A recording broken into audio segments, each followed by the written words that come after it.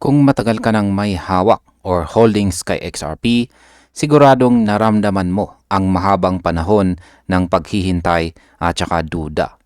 Pero ngayon may bagong development na posibleng magbago sa buong kwento ng XRP. At yan po ay ang integration ng XRP Ledger sa Wormhole Interoperability Protocol kung saan ay hindi po simpleng update lamang.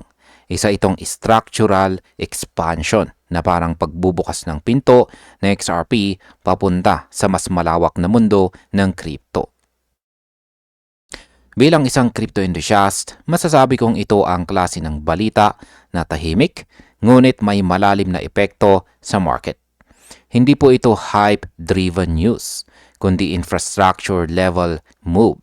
Kapag gumalaw ang infrastructure, kadalasan sumusunod ang adoption at saka volume. At kapag dumami ang gumagamit, madalas sumusunod ang presyo. Kaya yan po ang siyang ating pag-uusapan sa video na ito. At ayan, bakit po ba mahalaga ang pagkonekta ng XRP Ledger sa mahigit 35 blockchain? Ayan, or 35 na mga blockchains. Sa pamamagitan po ng wormhole, napasama ang XRP Ledger sa iisang interoperability layer kasama po ang Ethereum, Solana, Avalanche at saka Polygon. Ibig sabihin, hindi na po isolated sa XRP sa sarili niyang ecosystem. Ngayon, kaya po niyang makipag-usap at makipagpalitan ng data at assets sa mahigit 35 na mga blockchains.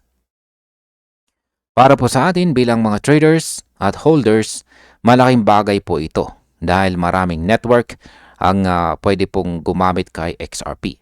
Kapag mas maraming chain ang konektado, mas malawak po ang liquidity flow. At kung saan may liquidity, may opportunity.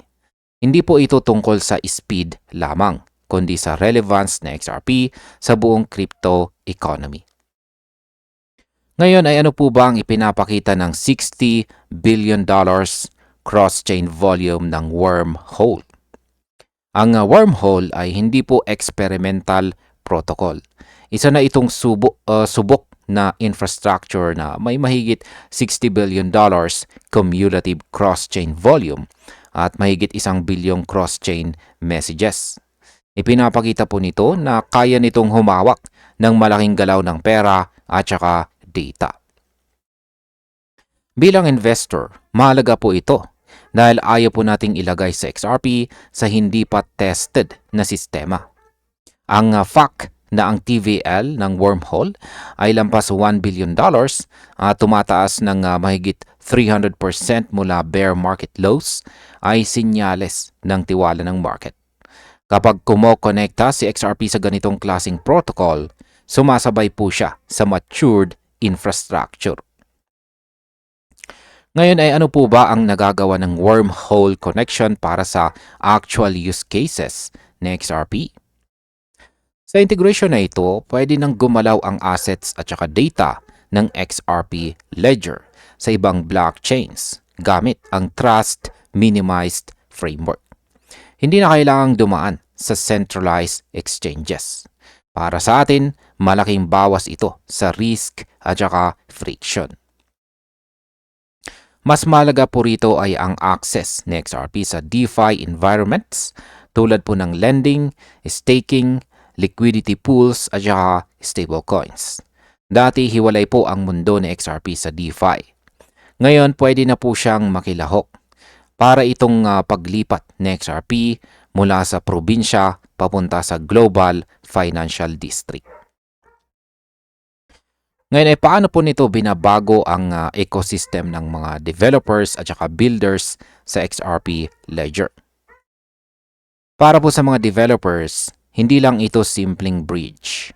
Ito ay access pass papunta po sa multi-chain innovation.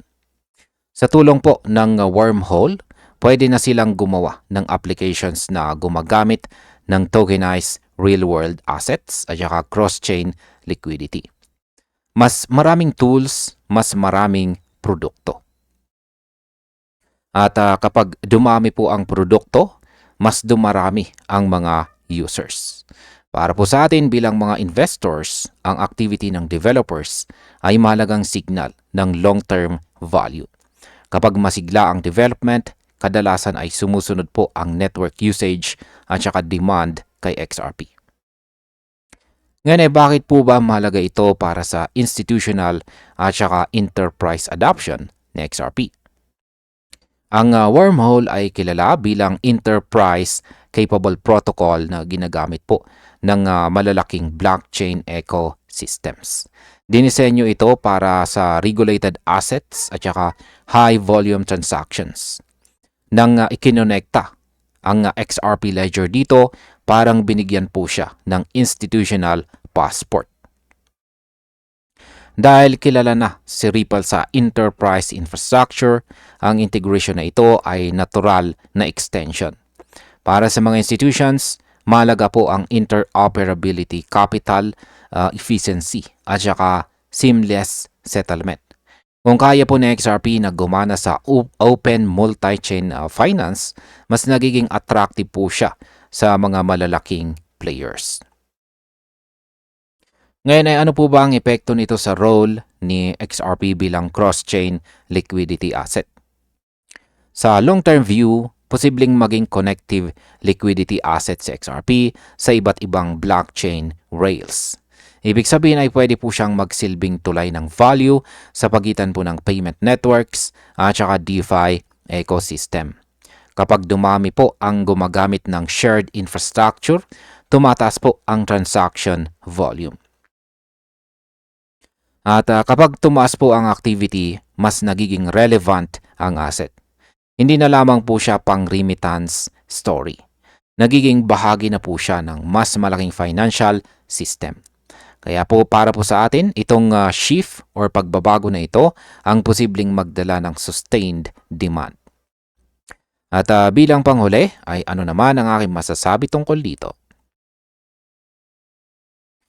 Para po sa akin ay hindi po ito isang instant moon event. Ngunit ito ay foundation na level upgrade na pwede pong mag-unlock ng bagong cycle para kay XRP. Ang ganitong development ay kadalasang hindi agad napapansin ng market.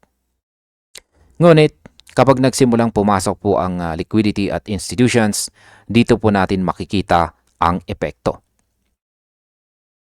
Bilang mga traders at holders, tayo po ang direktang tatamaan ng benepisyong ito. Kung magpapatuloy po ang interoperability trend, posibleng isa si XRP sa mga pangunahing beneficiary. Sa crypto, ang tahimik na galaw minsan ang siyang pinakamalakas. At ayan, hanggang dito na lamang po tayo sa video na ito mga ka-crypto. Maraming salamat sa panonood.